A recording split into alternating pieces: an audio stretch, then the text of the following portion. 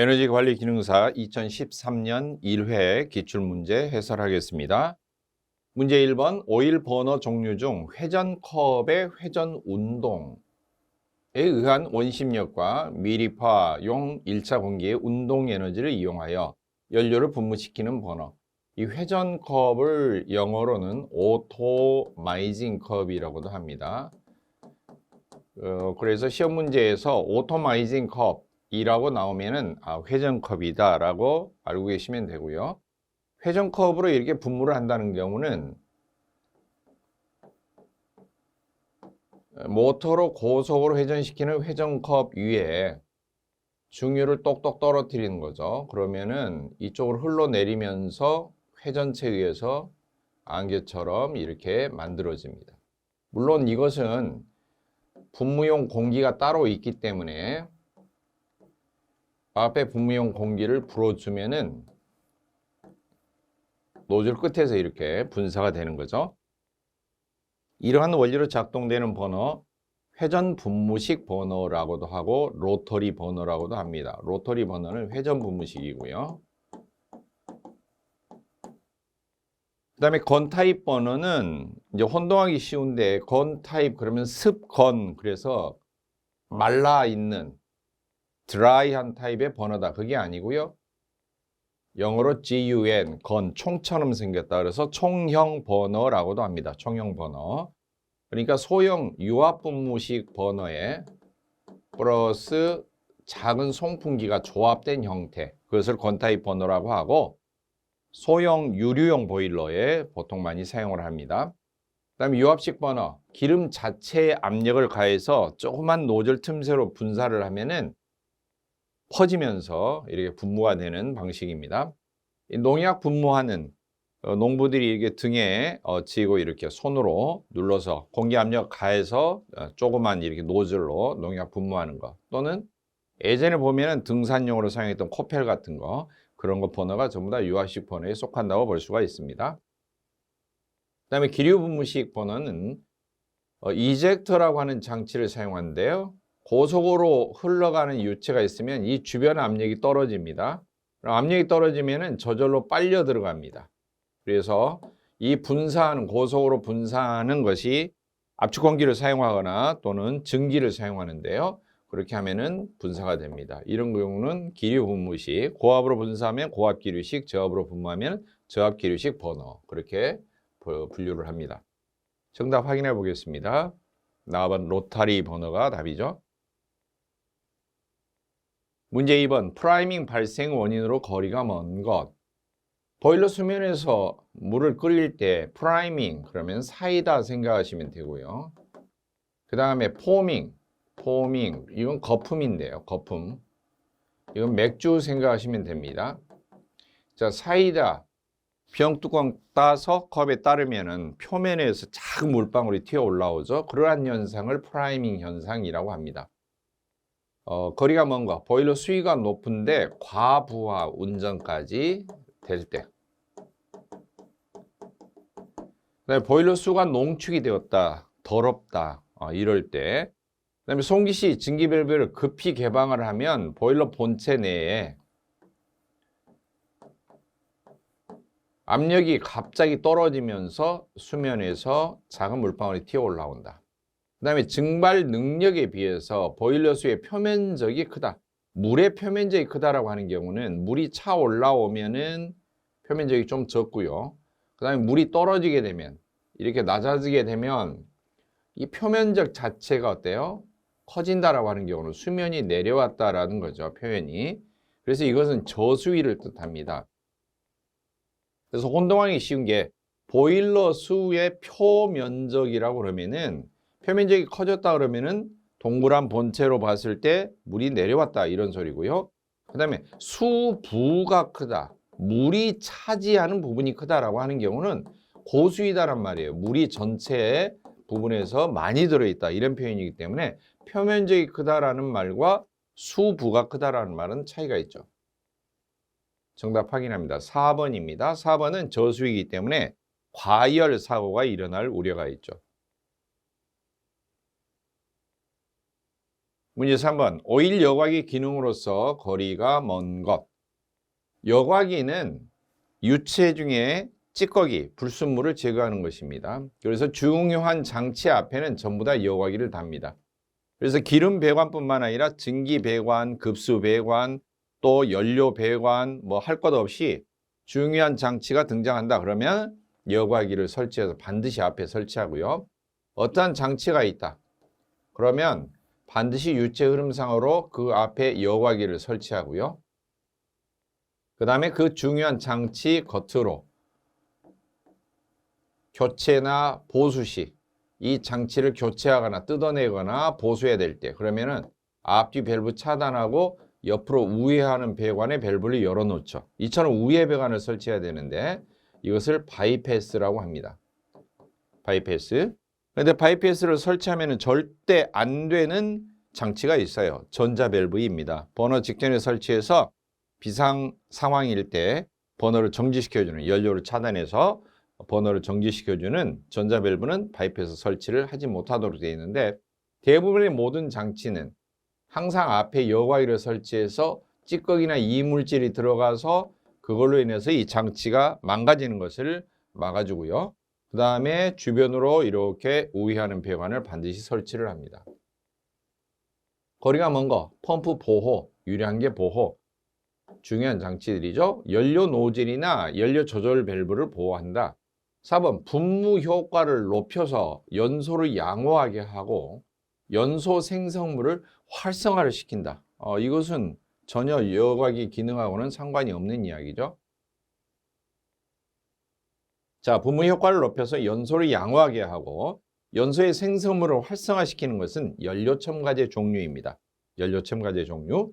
그리고 연소 촉진제라고도 하는데요. 주로 유기화합물, 알루미늄 염을 사용을 보통 합니다.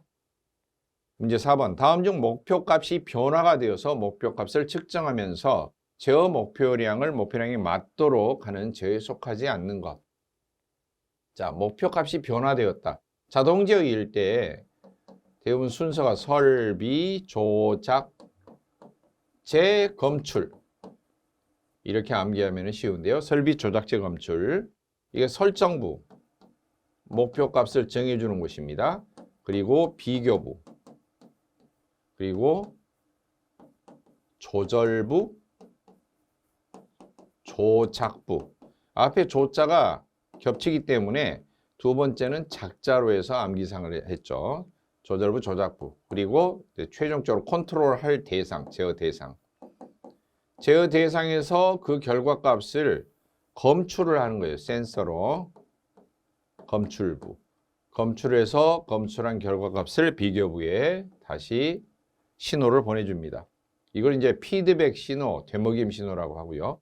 이 설정부에서는 이 컨트롤을 해야 되는 제어 대상에 대해서 어느 정도로 제어를 해야 되는지 그 목표값이 있어요. 그 목표값을 정해주도록 되어 있는데요. 이게 목표값이 항상 일정 값으로만 지정이 되어 있다. 예를 들면은 제어해야 될 대상이 수위예요. 물 높이. 물 높이라면은 목표값이 수면계 2분의 1이죠. 상용수위니까요. 그래서 이처럼 목표값이 일정하게 정해져 있는 경우는 목표값, 값치가 일정하다. 그래서 정치 제어라고 하고요. 그 다음에 목표값이 변화가 일어나요. 변화가 일어나는데 자기 혼자 마음대로 변하는 경우도 있지만 대부분 뭐뭐에 따라서, 시간에 따라서, 시간이 지남에 따라서 그래서 따를 추자를 써서 추치 제어 그렇게 구분합니다. 그래서 목표값이 변화된다 그러면은 추치 제어를 말하죠. 추치 제어. 추치 제어 종류가 변하는 게 종류가 몇 가지가 있습니다. 일정한 어떤 비율에 의해서 변화가 이루어진다. 또는 프로그램이 미리 된 대로 프로그램에 따라서 변화가 이루어지면 프로그램 제어. 그리고 임의로 마음대로 변화가 일어난다. 그러면은 추종 제어라고 하는데 이 종자는 자유가 지나쳐서 방종, 놓을 종자를 쓰잖아요. 그래서 이 종자가 놓을 종자입니다. 자유가 지나쳤다. 자기 마음대로 해요. 질서가 없이. 그런 경우는 추종 제어. 그 다음 자동 제어계가 연달아서 1차로 자동 제어가 되어서 설비 조작제 검출해서 결과가 나오면은 이 결과가 두 번째 자동 제어의 입력으로 목표 값으로 다시 들어가는 거예요. 하지만 이 제어 대상에서 최종 결과 값은 검출부에서 늘 검출하고 있다시피 일정 고정하지가 않아요. 고정되어 있지 않습니다. 약간씩 오차가 생기죠. 그 오차를 자꾸 비교부로 신호를 보내서 오차를 줄여주기 위해서 조절부가 계속 작동을 하고 있는 겁니다. 처음에 목표값에 정확하게 들어맞는 경우는 드물 거죠. 살짝 오차가 발생하는 겁니다. 그런 것을 이제 제어 편차 이렇게 이야기하는데, 이런 것을 없애주기 위해서 조절부가 계속 작동을 하게 되고 신호 명령을 조작부에 내리면은 직접 가동이 되어서 느리기도 하고 줄이기도 합니다. 이 조작량을. 그러면은 이제 제어 대상이 최종적으로 컨트롤 되는 건데, 이 결과 값을 두 번째 자동 제어의 입력 값으로, 목표 값으로 사용을 하면은 아무래도 미세한 변화가 있을 수밖에 없죠. 누구 입장에서? 2차 제어의 입장에서. 아무튼 목표값이 일정하지 않으니까 이것도 추치 제어에 속합니다. 따라서 전혀 상관이 없는 거, 반대되는 말 정치 제어는 상관이 없죠. 정치 제어는 값이 일정하다 그런 뜻이기 때문에 이 치자는 한자로 값치자입니다. 값치.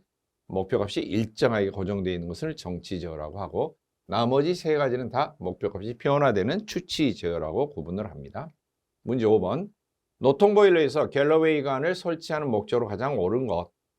갤러웨이관은 노통보일러를 정면에서 보면 노통이 한 중심에 있는 게 아니고 약간 치우쳐 있어요. 이걸 이제 편심 설치 그렇게 이야기하는데, 편심 설치를 하면은 노통에서 연소할 때, 불이 뗄 때 뜨거운 물이 이렇게 순환을 하는데요.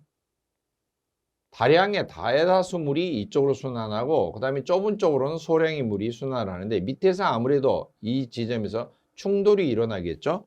그러면 순환하는데 방해가 됩니다. 그래서 이 대량의 물이 순환하는 방향을 따라서 바로 노통을 가로질러서 위쪽으로 이렇게 올라갈 수 있도록 노통 속에 가로지르는 관을 설치합니다. 이걸 갤러웨이 관이라고 하는데요. 첫째 목적으로는 물의 순환을 돕기 위해서 이것을 만들었죠. 자, 그러면 노통만 떼어보면은 이처럼 밑에서 위쪽으로 가로지르는 물의 통로가 될 수 있는 이런 파이프를 설치하는 것이고요. 이렇게 해놓으면은 첫째는 순환이 양호하게 되고, 두 번째로는 표면적이 넓어지기 때문에 이 불을 떼고 있는 연소가스가 접촉하는 면적이 넓어져요. 그래서 전열 면적이 증가되는 효과가 있다. 세 번째로는 노통이 동그랗게 이렇게 계속 길다랗게 있는 것보다는 중간중간에 파이프가 이렇게 설치되어 있으면 마치 기둥 같은 역할을 해서 노통의 강도가 보강이 된다. 맨 먼저 목적은 보일러수 순환을 촉진시키기 위해서 설치를 했지만 나머지 두 가지 경우에도 좋은 효과가 덩달아서 생깁니다. 자, 스케일 부착 방지 아니죠. 갤러웨이관의 목적으로는 노통의 보강과 양환의 물을 순환을 위해서. 2번이 정답이겠죠. 문제 6번. 다음 중 슈트블로우의 종류가 아닌 것. 슈트블로우는 증기 또는 압축 공기를 분사를 해서 수관의 겉에, 수관 전열면이니까 겉입니다. 겉에 검댕이나 그름을 제거하는 거예요. 수관 보일러 내부 구조가 너무 복잡하게 생겼기 때문에 연소실 속에 수관이 불하고 계속 접촉하고 있으면은 이 수관 겉에 끄름이 엄청 달라붙습니다. 그런데 이걸 청소를 해야지만이 열이 전달이 잘 되니까요. 왜냐면은 이렇게 물을 끓이고 있다고 가정을 해봅시다. 밑에서 불을 떼고 있습니다. 자, 그러면 검댕은 이 겉에 달라붙는 거예요. 겉에. 전열면의 겉에. 그 다음에 물때라고 하는 경우는 전열면의 안쪽에 달라붙는 거예요. 자, 겉과 안이 어떻게 다른가? 겉에 달라붙어 있는 이 검댕은 연소가스를 접촉하면은 튕겨냅니다. 반사. 잘 통과하지 못하게 단열의 효과가 있어요. 그래서 안으로 잘 전달이 안 돼요. 물론 100% 차단은 아니고 튕겨내는 것을 상당 부분 열을 튕겨내기 때문에 안으로 잘 전달이 안 되고요. 물이 끓을 때쯤 되면은 연료가 엄청 많이 소모가 되어야지만이 되고, 뿐만 아니라 열 흡수가 제대로 되지 않으니까 배기가스 쪽으로 열이 많이 빠져나가죠. 배기가스 손실열이 증가하게 됩니다. 그 다음 물때가 안에 껴 있을 때는 어떻게 되느냐, 열기가 전달이 되면은 이 철판까지, 강철판, 전열면까지는 들어가는데 안쪽으로 전달이 또 더디게 되죠. 그래서 어쨌든 간에 물이 끓을 정도가 되면은 이 겉에 전열면이 지나치게 많이 열받아서 과열사고가 일어나고요. 과열사고가 일어나면은 전열면이 강철로 되어 있는 철판이 강도가 약해지겠죠. 물렁물렁해지겠죠. 그러면 결국 파열사고가 이어진다, 터진다. 아무튼 둘 다 그름이나 검댕이 달라붙은 경우나 안쪽에, 전열면 안쪽에 스케일, 물때가 달라붙은 경우나 열 흡수가 잘 안 되기 때문에 열 효율의 저하가 일어나고요. 그리고 또 검댕이 많이 붙어 있을 때는 배기가스 온도가 상승하고 배기가스 열 손실이 증가하고, 그 다음에 스케일이 끼어 있을 때는 역시 배기가스 열 손실이 증가하기도 하지만 특히 과열 사고를 유발을 해서 보일러가 파열이 되게 된다. 그런데 이처럼 슈트블로 종류 중에는 여러 가지가 있습니다. 위치가 그냥 고정되어 있는, 정치 그러면 고정되어 있다라는 소리고요. 위치 고정. 그리고 끝에 노즐이 스프링클러처럼 회전하는 거예요. 이렇게 회전하는 형태도 있고요. 그 다음에 건 타입, 총처럼 겨냥해서 촥 쏘는 게 있어요. 또는 이 쏘는 형태가 노즐처럼 멀리 쏘는 형태도 있지만 왕복을 하는 것도 있어요. 왕복을 하는 것을 보통 왔다 갔다 하면서 진행하는 동안에 회전을 하면서 진행을 합니다. 그래서 멀리 왔다 갔다 하면서 회전하면은 이걸 뭐라고 그러냐면 롱이란 말을 붙이고요. 그리고 이렇게 왔다 갔다 반복하는 것을 리트랙터블 형이라고 그러는데, 멀리 왔다 갔다 하면서 회전하면은 롱 리트랙터블 형, 가까운 데에서만 하면은 쇼트 리트랙터블 형, 그렇게 이야기하고요. 장발형은 롱입니다. 롱, 발. 쏠 발자예요. 쏜다, 먼 곳에서 쏜다라는 소리고요. 이제 한자형 표현으로 이렇게 된 거고요. 자, 그래서 컨버스터형이 없는 거고요. 컨버스터형은 컨버스터 형자 떼고요. 컨버스터, 스테빌라이저,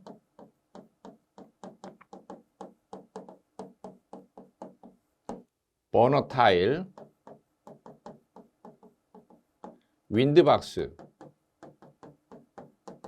이 네 가지 종류는 화염의 형상을 조절하고 화염의 모양을 따듬어주고 화염이 꺼지는 것을 방지해주고 또 공기와 연료가 잘 섞이도록 도와주는 보염장치 종류입니다. 보염장치. 보염장치는 염은 불꽃을 말하고요. 화염. 보는 돕는다 그런 뜻이에요. 도울 보자를 써서 돕는다. 화염을 돕는다. 꺼지지 않도록 돕는다. 그러니까 해당 사항이 없는 게 4번이죠. 해설 한번 보죠. 슈트블로워. 주로 수관형 보일러의 수관 외면의 끓음을 제거하는 장치로서 압축 공기나 건조한 고층기를 사용합니다. 보기 4번의 콤버스터는 연소를 돕는 보염 장치의 일종으로 연소기, 번역을 하면 연소기라고도 합니다. 문제 7번. 건 배기가스 중에 이산화탄소 성분이 최대값이 15.7%이다. 이산화탄소 최대값을 CO2 max라고도 합니다. 공기비를 1.2로 할 경우에 건 배기가스 중에 이산화탄소 성분이 몇 %인가 그랬는데 보통 이것을 그냥 막 외워서 해요. 그런데 한번 봅시다. 이게 CO2%라고 합시다. 무슨 CO2? 배기가스 중에. 그 다음에 이것은 공기비라고 합시다. 뭐 공기비가 어려우면 들어가는 공기량이라고도 쳐요. 자, 그러면 공기량이 부족할 때는 어떻게 되느냐? CO2가 많이 안 나와요. 왜? 탄소 성분, 가연 성분이 잘 타지 않기 때문에 공기가 풍족하면 풍족할수록 잘 타게 되겠죠. 그래서 결국에는 공기량이 늘어나게 되면은 CO2가 점점 많이 나와요. 그러다가 어느 한계치에 도달하면 어떻게 되느냐? 이게 가연 성분 중에 다 타버리면 더 이상 탈 게 없으면은 더 이상 CO2가 나오지는 않죠. 그런데 공기만 계속 집어넣게 되면은 함유량, 함유 퍼센트는 이게 점점 떨어져. 농도 자체가. 배기가스가 점점 좀 희박해진다는 거죠. 연해진다는 거죠. 그래서 이처럼 곡선이 이런 곡선이 되는데요. 이 최대치를 뭐라고 그러냐면은 CO2 max, 탄산가스 최대율, 이산화탄소 최대율이라고 하고요. 그리고 어느 공기량일 때 이렇게 최대로 되느냐. 이게 제가 연소에 관련된 문제를 설명을 할 때 보통 화장실 좀 지저분하지만 화장실 변기통 그림을 많이 그려요.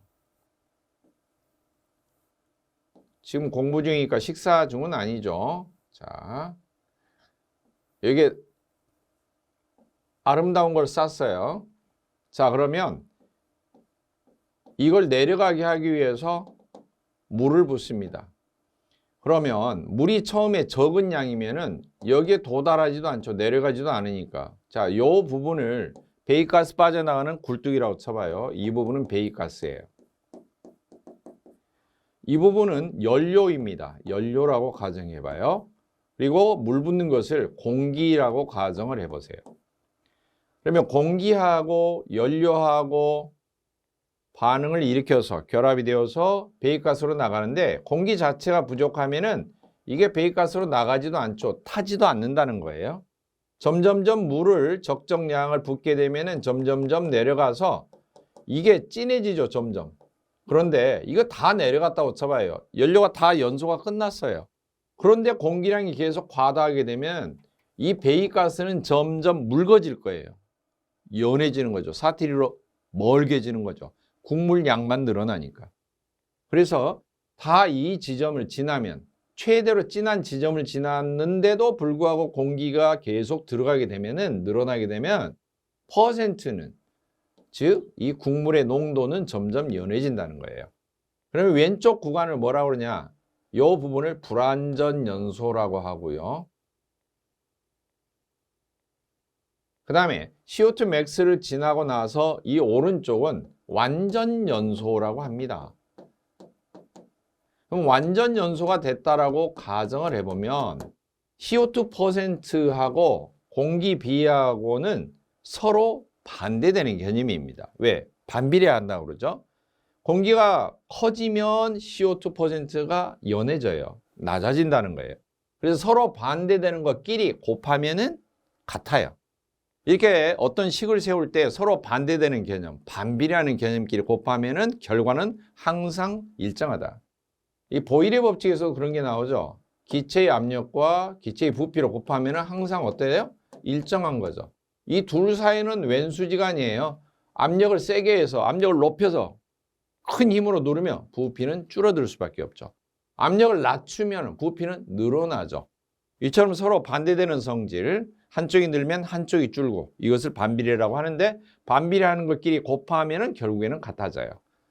한마디로 CO2 퍼센트 농도하고 곱하기 공기 비하고 곱한 것이 항상 어떻게 된다? 일정하다. 이렇게 되는 거죠. 둘 다 반비례. 물론 불완전 연소 구간은 계산하지 않고요. 완전 연소 구간일 때를 이야기하는 겁니다. 자, 그렇다면은 일정하다 그러니까 현재 실제 CO2 퍼센트 곱하기 현재 실제의 공기 비는 최대로 CO2가 나올 때 곱하기 그때의 공기비. 자, 최대로 진할 때가 뭐냐면요. 연소 반응식에서 이론 공기량만으로 최소한의 과잉 공기가 들어가지 않는 이론 공기량만으로 연소를 시켰는데도 불구하고 완전 연소가 되어서 딱 거기서 연소가 끝났을 때. 그럴 때 가장 진하다고 보시면 됩니다. 그래서 그것이 뭐냐면은 가장 진할 때가 공기비가 1일 때예요. 1. 이론 공기량만 들어갔을 때 완전 연소가 됐다고 치면은 그래서 그럴 때 CO2 맥시멈이죠. 그럴 때 가장 진한 농도가 되겠죠. CO2 맥시멈 곱하기 그때의 공기비 1. 자, 그러면은 실제 공기비는 어떻게 구할까요? CO2 곱해진 것을 반대쪽으로 옮겨서 나누기로 이항 정리하면 되겠죠. 자, 그러면은 식을 정리하면 이렇게 되죠. 다시. 공기비라고 하는 것과 CO2%는 서로 왼수지가 아니다. 곱하면은 항상 어쩐다? 결과가 일정하다. 자, 그래서 실제의 상태와 공기비가 1만, 이론 공기만 들어갔을 때를 이걸 계산해 보면 같다. 실제 CO2 농도 퍼센트하고 지금 현재 실제의 공기비 곱한 것은 공기비가 1일 때 CO2 퍼센트는 뭐라고 그러냐면 CO2가 가장 진할 때의 농도를 말하기 때문에 CO2 맥시멈 그 다음에 곱하기 그때 공기비가 얼마? 1. 따라서 현재 실제 CO2 퍼센트를 구한다? 또 공기비만 구한다? 그러면 이항 정리하면 되죠. 자, 공기비가 얼마냐 구해보면 어떻게 돼요? CO2 퍼센트 옮겨서 나누기로 이항 정리하면 되고요. 그 다음에 CO2 퍼센트가 얼마냐 그러면 공기비를 옮겨서 나눠주면 된다는 거죠. 자, 그러면은 지금 현재 실제 CO2 퍼센트는 CO2 맥시멈에 곱하기 1, 곱하기 1은 뭐 계산기 누르나만 하죠. 나누기 공기비 이렇게 되겠죠. 자, 주어진 조건 CO2 맥시멈 15.7% 곱하기 공기비 1에 현재 공기비 얼마? 1.2 계산기 누르면 되겠죠. 자, 답이 얼마 나올까요? 13.08%. 풀이 한번 확인해 보겠습니다. 공기비는 CO2 맥시멈 나누기 CO2 퍼센트라는 건데요. 서로 이렇게 바꿔서도 됩니다. 서로 반비례되는 거 원식으로 예설과 달리 저는 그렇게 설명을 했었죠. 계산기 누르면 13.08% 이렇게 나옵니다. 문제 8번. 보일러 급수 펌프 중에 비용적식 펌프로서 원심 펌프인 거 그랬는데요. 비용적식과 용적식으로 나눌 수가 있어요. 비용적식을 원심 펌프라고도 하는데요.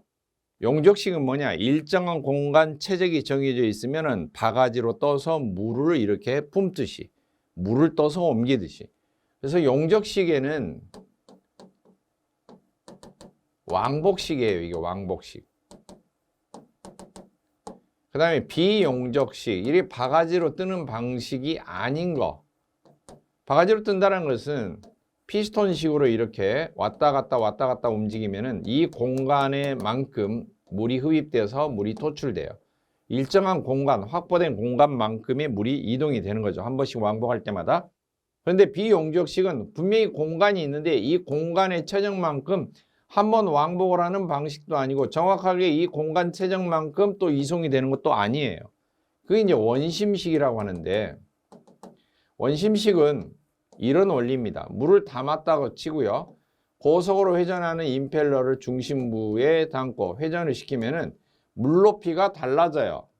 양쪽 끝으로 상승하고 가운데로 푹 꺼지게 되는데 압력이 이쪽이 떨어지고 이쪽이 증가하죠. 따라서 원주 방향으로 겉으로 토출구를 만들고 중심 방향으로 흡입구를 만들어요. 전부 다 이런 것은 원심 펌프 구조입니다. 원심 펌프는 회전축 방향으로 흡입이 되어서 원주 방향으로 이렇게 토출이 됩니다. 그런데 이 공간만큼 날개가 한번 돌면 이 공간만큼 나가느냐 그게 아니에요. 회전을 빨리 할 때도 있고 느리게 할 때도 있죠. 그래서 이 공간 용적만큼 토출이 된다고는 볼 수가 없죠. 비용적식인데요. 다른 말로 원심 펌프라고 하죠. 원심 펌프 종류에는 볼류트 펌프 그리고 터빈 펌프가 있어요. 볼류트 펌프, 터빈 펌프. 볼류트 펌프는 저양정용, 높이 못 뿜어 올리는 거고요. 터빈 펌프는 고양정용, 고압으로 뿜어냅니다. 차이점은 펌프실 안에 가이드베인, 안내 날개가 있어서 물이 한쪽으로 쏠리지 않고 벽 쪽으로 잘 쏠리도록 벽 쪽으로 잘 달라붙으면은 벽 쪽으로 토출이 잘 되겠죠. 그런 차이가 있습니다.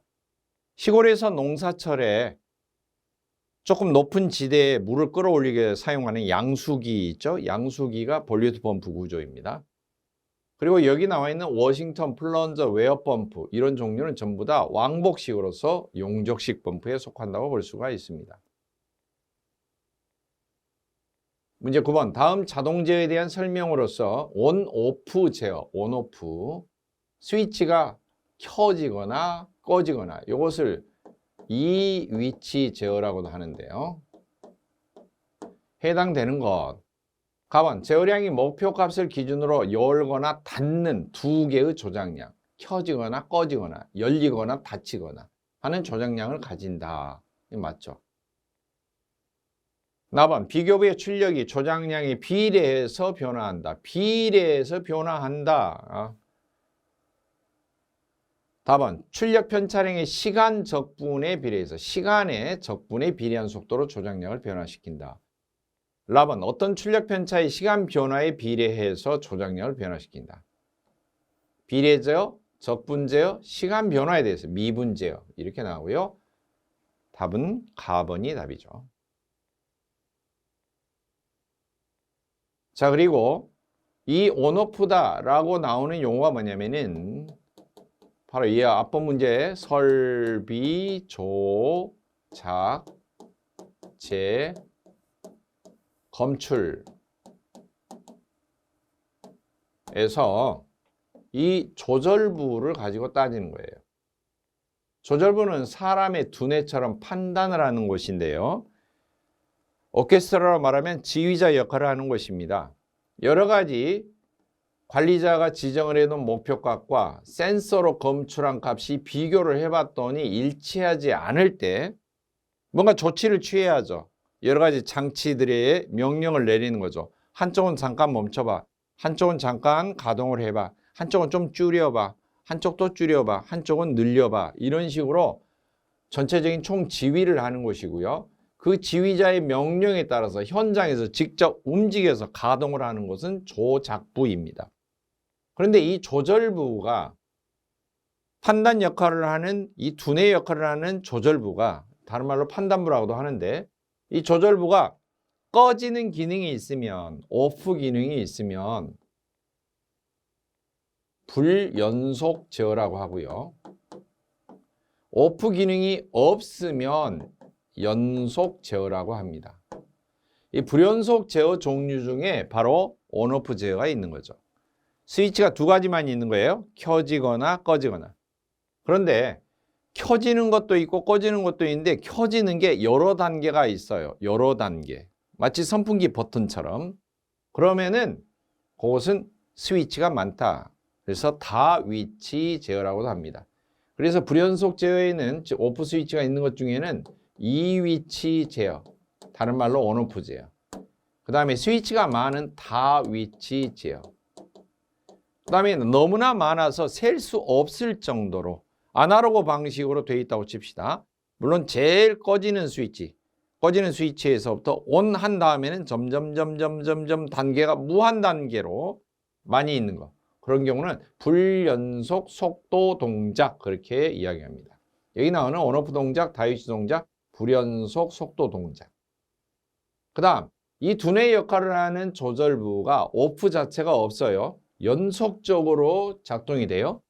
그 중에는 종류가 비례 동작, 적분 동작, 미분 동작. 주요 동작이 세 가지가 있고요. 그 다음에 각각 이 세 가지를 조합한 비례 적분, 비례 미분, 비례 적분 미분 이런 동작들도 있습니다. 답은 당연히 가번이고요. 문제 10번. 다음 중 비열에 대한 설명으로 옳은 거. 제가 기출문제 풀이를 하면서 이 B자 들어간 거 여러 번 설명했어요. 물론 자격증 공부하는 것은 뭔가 자기 인생에 자기 개발을 위해서 또 더 나은 발전을 위해서 새로운 직업을 갖기 위해서 다 공부하시는 목적이 정확하겠죠. 심심풀이로 공부하시는 분은 없잖아요. 이 B가 제가 분명히 비풍초 똥팔삼이 아니다. 화투에 나오는 이야기 아니다 이거예요. 비교한다.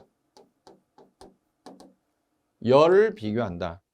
열량이 얼만큼 들어가는지 비교한다는 거죠. 그래서 질량 1kg당 온도를 1도씨 올릴 때 열량이 몇 킬로칼로리가 들어가는지, 또는 킬로칼로리 열량 단위 대신에 킬로줄을 사용해도 똑같아요. 자, 그러면은 각각 모든 물질마다 종류마다 측정을 해보면 다 다릅니다. 그래서 비열은 물질 종류에 관계없이 1.4로 동일하다. 틀렸고요. 질량이 동일할 때 열 용량이 크면 비열이 크다 그랬는데요.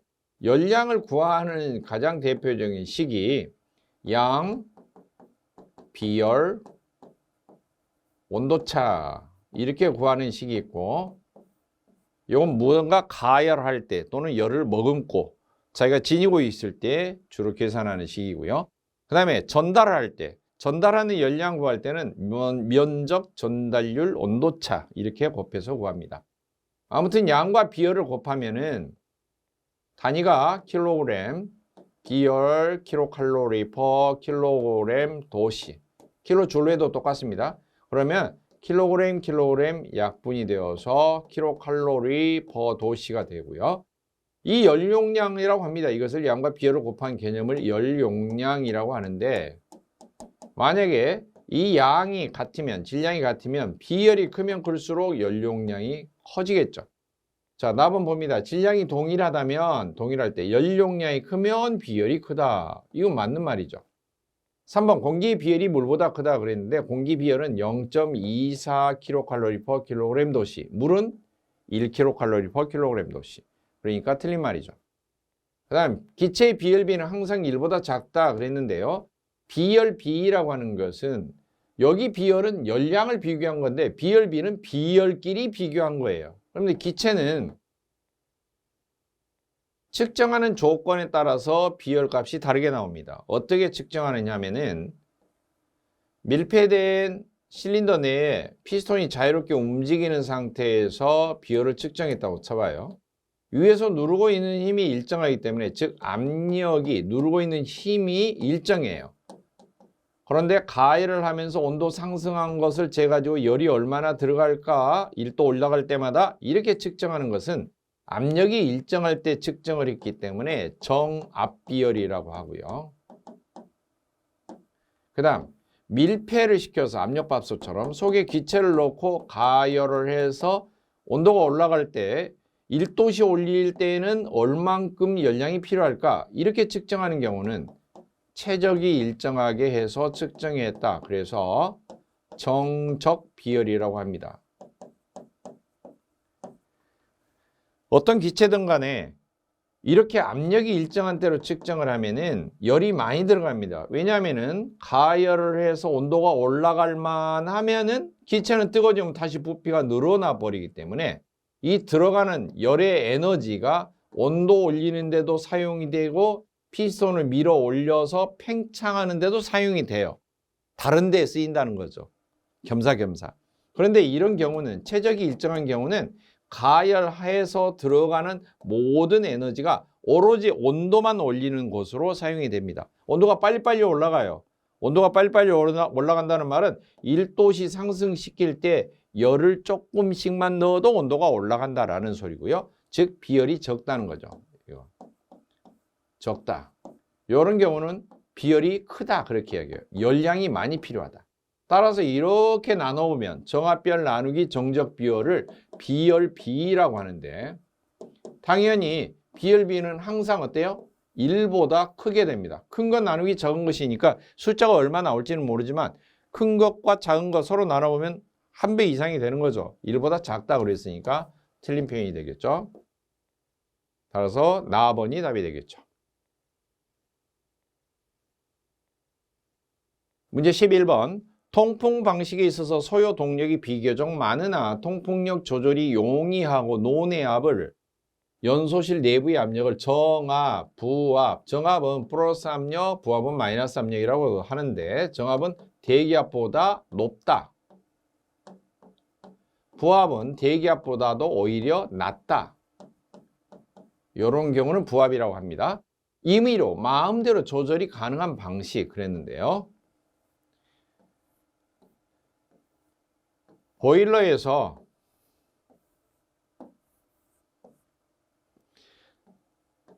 버너 입구 쪽에서 송풍기가 설치가 되어서 공기를 밀어넣으면 압입 통풍.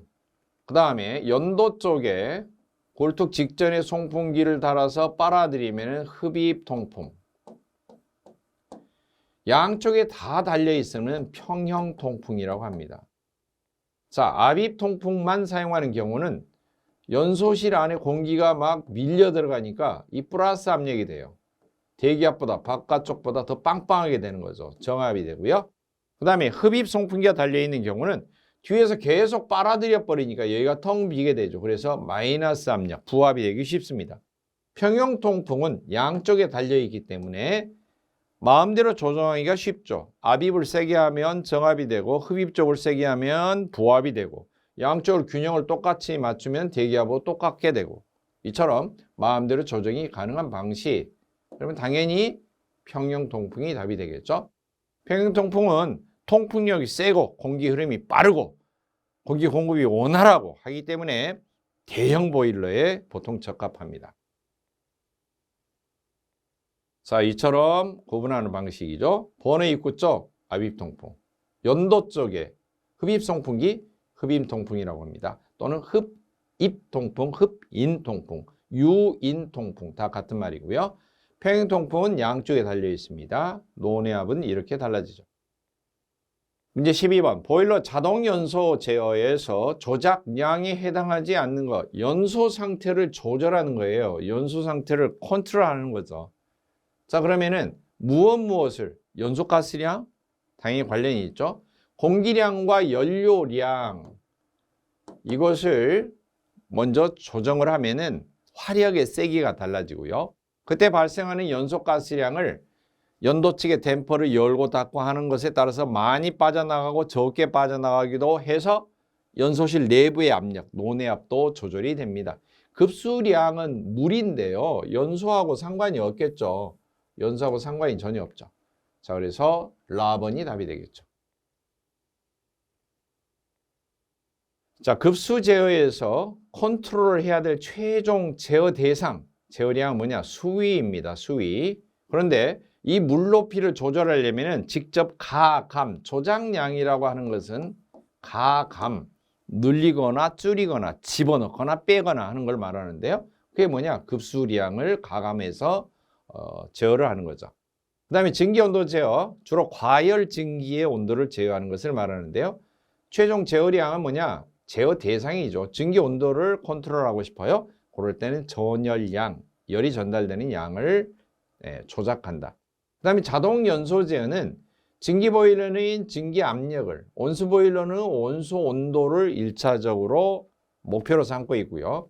그 다음에 노내 압력, 연소실 내부의 압력을 조절하는 것도 목표로 삼고 있습니다. 이처럼 증기 압력과 온수 온도를 제어하려면 또 압력을 높이고 온수 온도를 뜨겁게 하려면 연료량, 공기량, 즉 불 떼는 것 자체를 조작을 하면 되고요. 그 다음에 연소실 내부의 압력을 컨트롤하려고 그러면은 연소가스 빠져나가는 양, 주로 이제 뭘 조작하면은 댐퍼를 열고 닫고 해서 조작을 해서 연소가스량을. 그 다음에 연료량을 조작하는 건 뭐예요? 연료 조절 밸브. 공기량을 조작하는 것은 공기 공급 댐퍼, 공기 공급 덕트에 있는 공기 조절 댐퍼를 조작을 하면 되고요. 자, 급수량 같은 경우는 뭐예요? 급수 펌프를 조작을 해서 펌핑이 돼서 보일러 안으로 물이 공급되게끔 하는 거죠. 자, 문제 13번. 다음 도시가스 종류를 크게 천연가스와 석유계 계통의 가스, 석탄계 가스로 구분을 한다. 그럴 때 석유 계통에 속하지 않는 것 그랬는데요.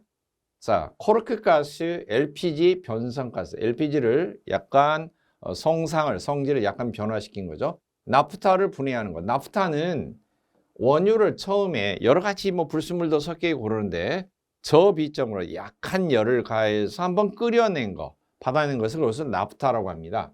그것을 분해하면은 여러 가지 가스들이 나오는데요. 아무튼 간에 석유 계통의 가스죠.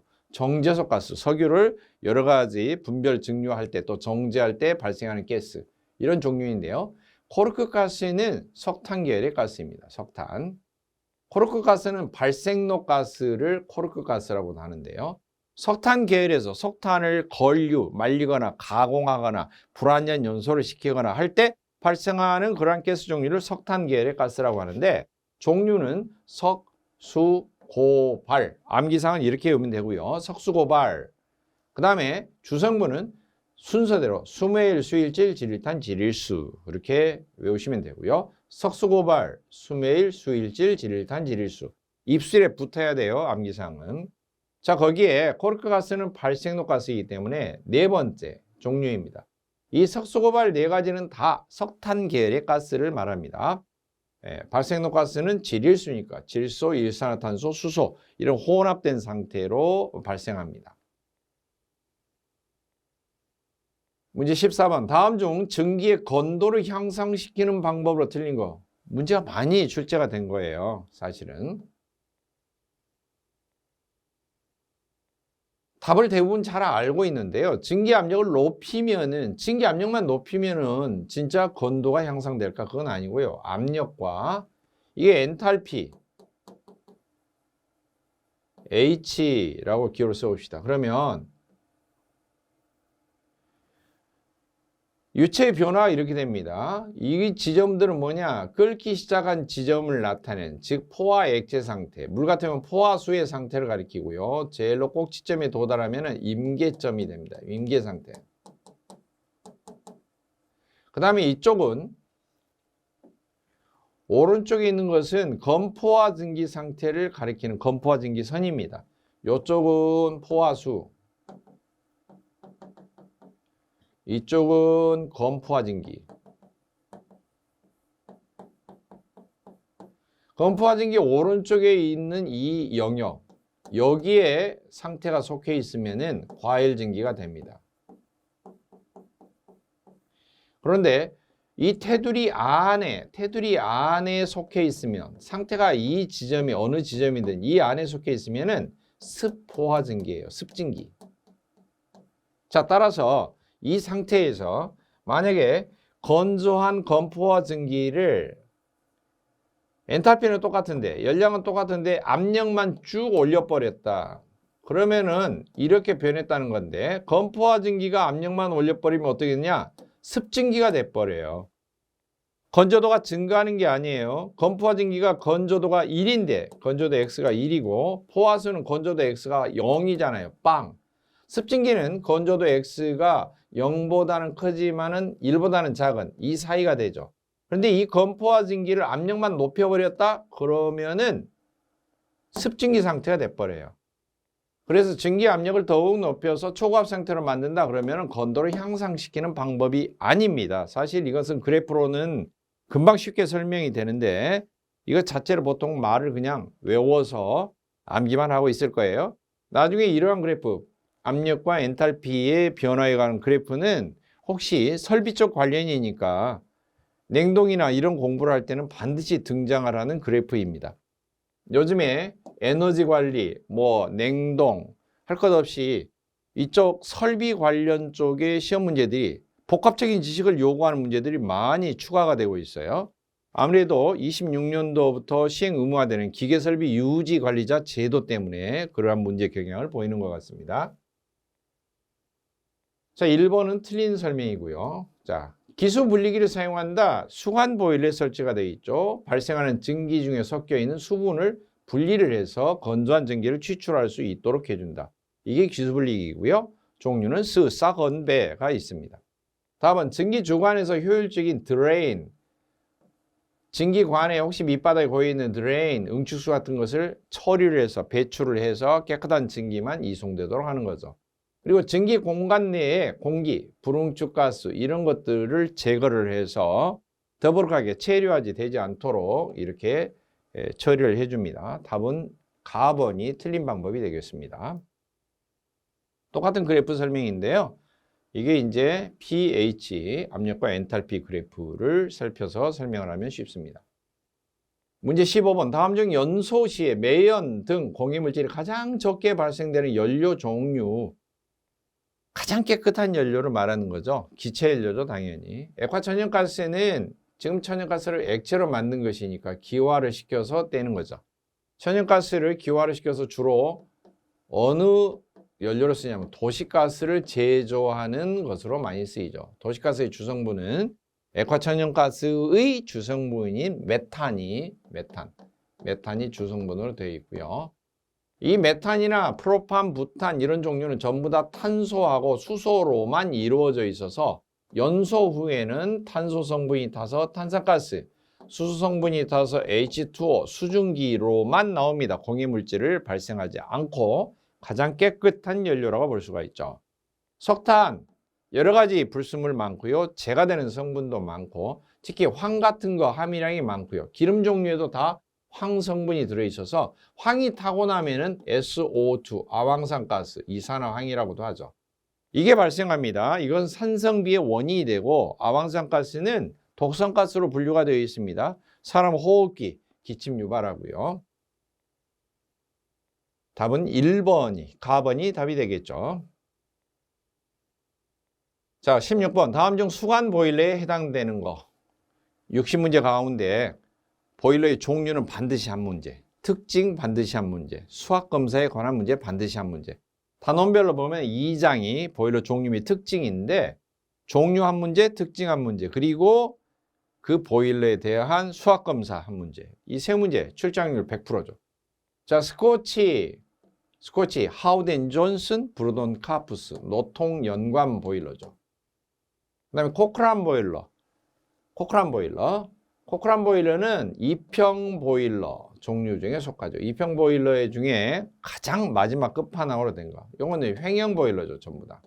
노통 연관도 횡형 보일러죠. 횡형, 원통형 보일러에 속하죠. 코크란 보일러는 이평, 스코치 보일러는 횡형 보일러 중에서 노통 연관. 아무튼 이 두 가지는 원통형 보일러. 그 다음에 바브콕 보일러. 요 스바다 이렇게 외웠었죠. 수관 보일러 종류 중에 자연적으로 순환하는 자연순환식, 강제로 순환하는 거, 그 다음에 파이프로만 된 관류 보일러. 크게 세 카테고리로 분류를 하고요. 자, 그 다음에 자연순환은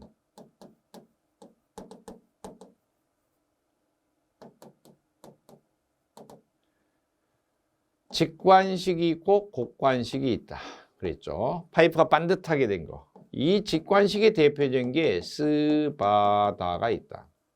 스네겠지. 바브콕. 다는 다쿠마. 그 다음에 곡관식은 2동 D형, 뭐 3동 A형, 웰콕스 보일러, 스털링 보일러, 야로 보일러, 뭐 이런 것 등등이 있고요.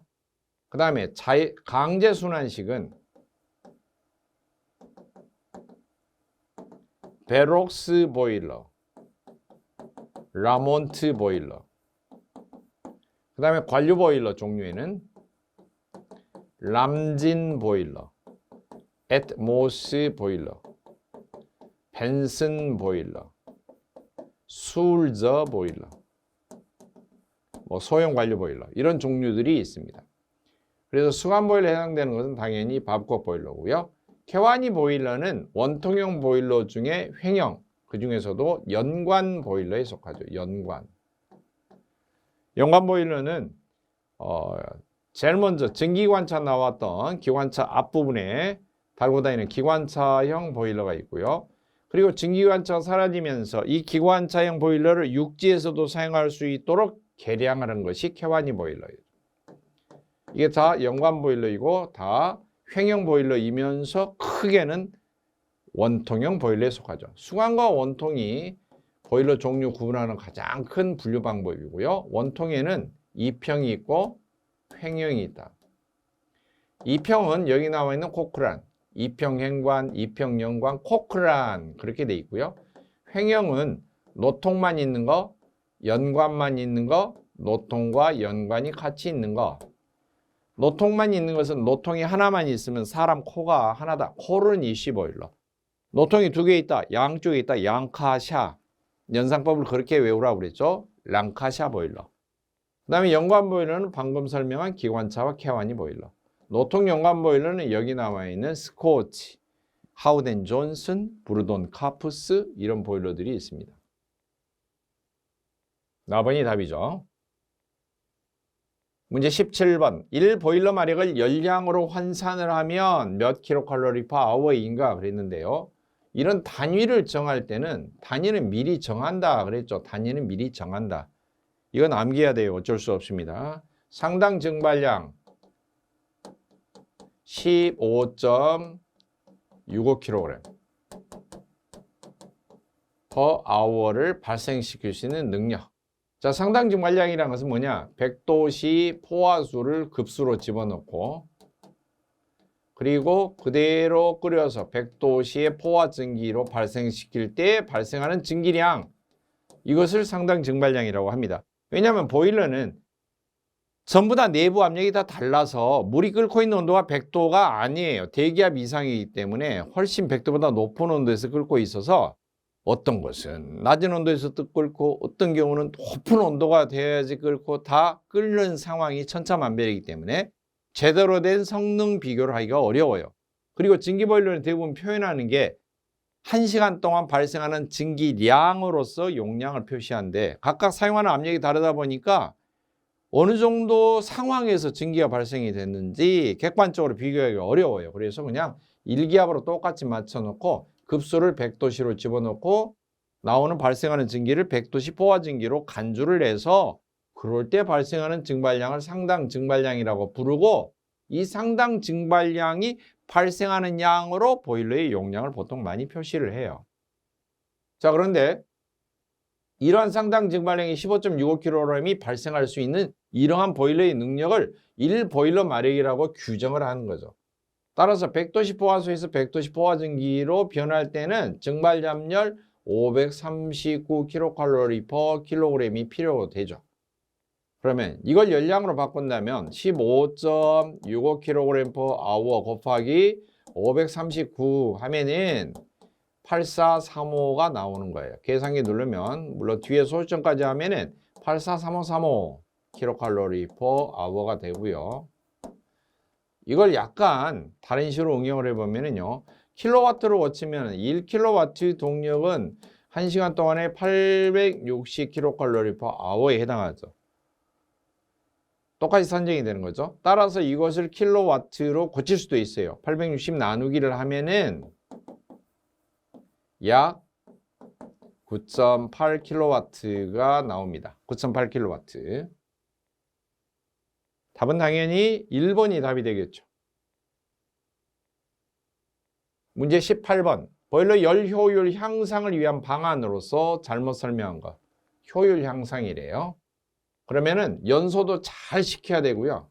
연소도 잘 시켜야 되고. 첫째, 연소. 아주 중요하죠. 그리고 열이 잘 전달돼야 돼요. 전열 상태가 깨끗해야 되고 잘 전달. 그 다음에 손실은 되도록이면 어때야 돼요? 줄여야 돼요. 손실을 줄여야 돼. 여러 가지 방법이 있겠죠. 자, 그리고 이것 외에도 지속적으로 너무나 급변하면 안 돼요. 자동차 같은 경우도 어떻게 하면 연비가 떨어져요? 급출발, 급제동, 급출발, 급제동. 이렇게 하면 안 되죠. 경제 속도를 일정하게 진득하게 달려야지 연비가 좋아지는 거죠. 자, 그러면은 그런 걸 감안해서 문제 조건 읽어봐요. 4번. 절탄기 또는 공기열기를 설치해서 배기가스의 열을 회수. 버리는 열을 다시 한번 빨아들인다는 거죠. 4번. 버너의 연소 부하 조건을 낮게 하거나 버너 불 때는 조건을 낮게 아주 적게 떼거나 아니면 연속 운전을 계속 안 하고 간헐적으로 뗐다 안 뗐다 한다. 운전으로 바꾼다, 계산한다. 이거 안 되죠. 자동차가 너무 저속으로 달리거나 갔다 멈췄다 그러면 연비 떨어져요. 자, 다음 급수온도가 높으면 연료가 절감되기 때문에 고온의 응축수를 증기가 식어서 사용처에서 식어서 응축수가 됐는데 그 응축수를 버리지 않고 회수해서 사용을 다시 한다. 예, 열을 뜨끈뜨끈하게 머금고 있기 때문에 그것을 회수해서 새로운 급수하고 혼합을 해서 사용한다든지 그러면은 급수가 찬물이 아니고 데펴진 채로 보일러에 공급되면은 뜨거운 물이 들어왔으니까 금방 연료가 조금만 들어가더라도 금방금방 증기가 발생하겠죠. 연료가 절감이 되겠죠. 4번 온도가 높은 blow down 수 분출입니다. 분출. 보일러 밑바닥에 쌓인 더러운 농축수를 뽑아내는 거 blow down이라고 하는데요. blow는 배출하다, 훅 불어내다, down 밑바닥으로, 그래서 blow down을 수저 분출이라고도 하는데요. 보일러 밑바닥에서 농축수를 빼는 것. 그러면 보일러 물을 빼내는 거기 때문에 결국에는 온도가 뜨겁잖아요. 그쵸? blow down수를 회수해서 급수 및 온수 제조 요론으로 사용한다. 이 더러운 물을 그대로 회수해서 사용한다는 게 아니고요. 더러운 물을 그냥 버리는 게 아니라 이걸 열교환을 시킨다는 거예요. 급수 탱크라든지 또는 급수가 공급되고 있는 곳에 이처럼 작은 통을 둬서 그 속으로 지나가게 하는 거예요. 물론 섞이지 않고. 그러면은 분출이 되는 것에 가지고 있던 뜨거운 물의 열이 새로 공급되는 찬물로 전달이 되어서 열 회수가 된다는 거죠. 자, 이런 것을 효율을 높이는 방법인데 4번은 효율을 떨어뜨리는 방법이죠. 연속 운전을 해야 되고요. 번호의 연소 부하 조건은 낮게 하면 안 되고요. 최소치 이상으로 유지가 돼야 돼요. 너무나 저속으로 운전을 하면은 되지 않습니다. 효율이 떨어집니다. 19번 석탄 함유 성분에 대해서 그 성분이 많을수록 연소에 미치는 영향에 대한 설명으로 틀린 거. 수분, 물기가 있으면 불이 잘 안 붙어요. 회분, 재가 되는 성분인데요. 재가 되는 성분이 있으면 연소율이 증가한다? 아니죠. 이게 잘 안 타는 거죠. 휘발분이라고 하는 것은 원래 화학적으로 말하면 황과 수소 성분이 불안정한 상태로 결합되어 있는 그러한 화합물입니다. 이게 이제 메르캅탄 화합물이라고도 하는데요. 열에 약해요. 열을 좀 가열하면은 금방 휘발되면서 불완전 연소가 되면서 거분 매연이 많이 발생하기가 쉽습니다. 고정탄소 수처럼 오랫동안 남아서 이제 빨갛게 되면서 전체적으로 표면 연소를 일으키면서 연소가 되고 거기에서 대부분의 석탄의 열량이 나옵니다. 발열량이 증가한다. 그래서 2번이 틀린 설명이 되겠죠. 문제 20번 시간당 100kg 증유를 사용하는 보일러의 총 손실되는 열량이 20만 kcal이다. 그럴 때 보일러 효율이 약 얼마인가? 단 증유 발열량은 1000kcal씩이다. 즉 시간당 100kg을 연료를 떼면 총 발생하는 열량은 10,000. 그러니까 한마디로 100만이죠. 100만 kcal가 발생할 수가 있다는 거죠. 그런데 그 중에서 20만 kcal가 손실됐다는 거네요. 그러면 나머지는 어떻게 돼요? 흡수가 됐다는 거 아니겠어요? 따라서 손실되는 열량, 손실법으로 계산하면은 공급열 분의 공급열 빼기 손실열 이렇게 하면은 보일러 효율 계산하는 게 되죠. 공급열이 얼마? 100만이잖아요. 그쵸? 분의 공급열 100만 빼기 손실열 20만. 한마디로 100만 분의 80만이죠. 곱하기 100 하면은 암산해도 나오겠네요. 80%가 답이 되겠죠. 문제 21번 보일러 부속 장치 관한 설명으로 틀린 것. 가번 배기가스 여열 버리는 열을 이용해서 급수를 예열한다. 절탄기죠. 나번 배기가스 열로 연소형 공기를 예열한다. 공기 예열한다. 공기 예열기라고 하죠. 다번 고압 증기 터빈에서 팽창이 되어서 압력이 좀 떨어진 증기를 다시 한번 재탕해서 과열하는 것을 재열기라고 해요. 그러면 과열기는 뭐냐? 보일러에서 지금 막 나온 보일러에서 발생한 증기를 배기가스 여열로 가열해서 과열 증기로 만들어주는 것을 과열기라고 합니다. 그러니까 설명이 애매하게 틀린 게 3번이 되겠죠. 4번. 그다음 4번 오일 프리히터는 기름을 미리 예열해서 점도를 낮추고 중유죠. 중유. 연소를 원활하는 데 목적이 있다. 오일은 기름이고 프리는 뭐뭐 전에, 히터는 가열기니까 분사하기 전에 미리 가열을 해서 끈적거리는 성질을 없애주는 거죠. 3번이 즉 다번이 틀린 말이죠. 문제 22번 KS에서 규정하는 보일러 열정사는 원칙적으로 정격 부하 이상에서 정상 상태로 적어도 몇 시간 동안 운전한 그 결과에 따라서 열정산을 해야 되느냐? 규정입니다. 2시간. 2시간으로 규정되어 있습니다. 문제 23번. 전기식 전기압력 조절기에서 전기가 벨로즈 내에 직접 침입하지 않도록 설치하는 것으로서 가장 적합한 것.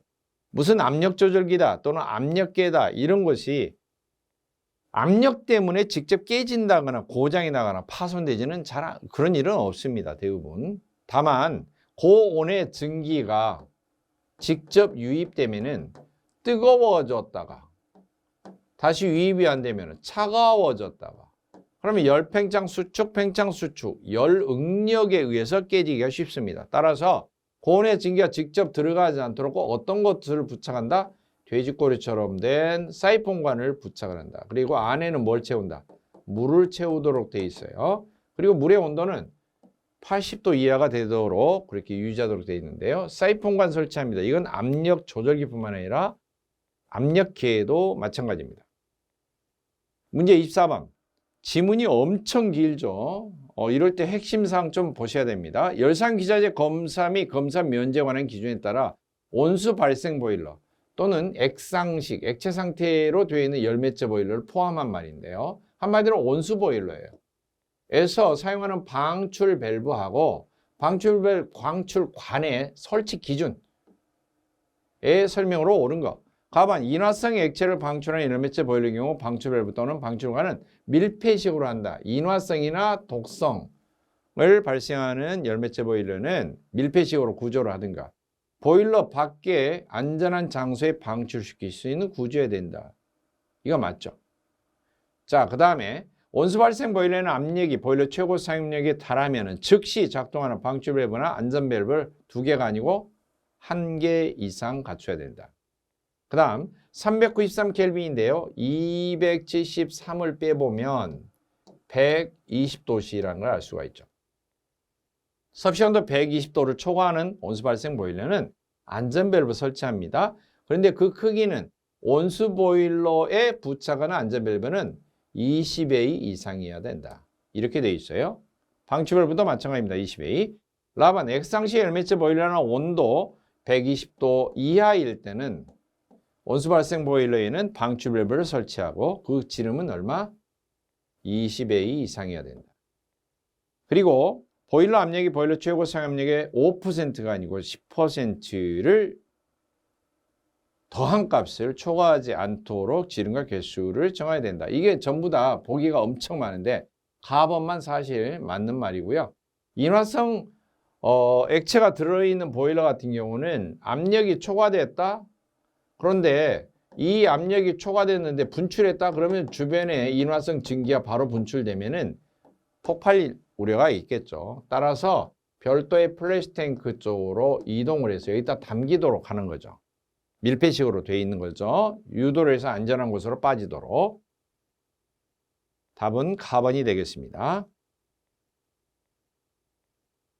25번. 외분식 보일러 특징 설명으로 거리가 먼 거. 외분식은 보일러 물이 담겨있는 본체 바깥쪽에 연소실이 위치하는 거예요. 그러면 내분식은 반대로. 보일러 물 안쪽에가 연소실이 있는 거예요. 한마디로 안쪽에 연소실이 있는 것을 노통이라고 하고요. 노통 보일러 이외의 것은 전부 다 외분식에 속합니다. 그러니까 노통이 들어있는 노통 보일러 그리고 연관도 조합되어 있는 노통 연관 보일러 좌우로 노통이 설치되는 건 전부 다 내분식이고요.